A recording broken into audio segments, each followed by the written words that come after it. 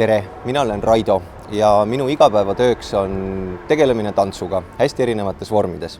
Ma töötan Eesti Tantsuagentuuris ja me teeme seal väga paljusid erinevaid tegevusi noortega. Väga palju erinevaid tegevusi ja üks nendest tegevustest on koolitantsufestivali korraldamine. Ma ise sattusin koolitantsul esimest korda, ma pakun juba umbes 18 aastat tagasi ja juhendajana.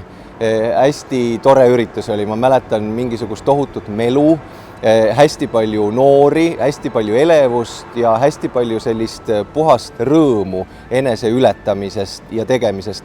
Me kuhugile ei jõudnud tol aastal oma tantsuga, aga see tunne, see tore tunne, et me tõesti pingutasime, jäi kuidagi kaasa. Aastaid hiljem olen ma osalenud veel juhendajana koolitantsul, olnud žüriis ja nii edasi ja 5 aastat tagasi, täiesti juhuslikult, nagu need asjad kipuvad juhtuma, vabanes koolitantsu peakorraldaja koht. Ja kuna hooaeg oli juba algamas, ma ise olin ka Eesti Tantsuagentuuris olemas, siis järsku tundus see mõte kuidagi kusagilt tuli, keegi ütles, keegi pakkus, et kuule, aga hakkame otsast minema.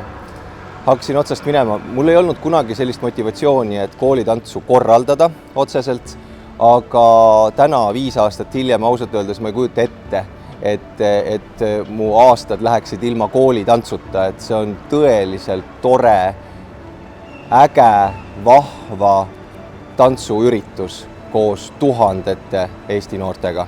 Ja Eestis on väga palju väga ägedaid noori. Kui midagi alustada, on see suur või väike, ma arvan, et võib-olla niimoodi ei peagi mõtlema, lihtsalt midagi alustada, tuleb lihtsalt tegema hakata. Kui sa ise usud sellesse, mida sa teed, siis ongi see õige asi.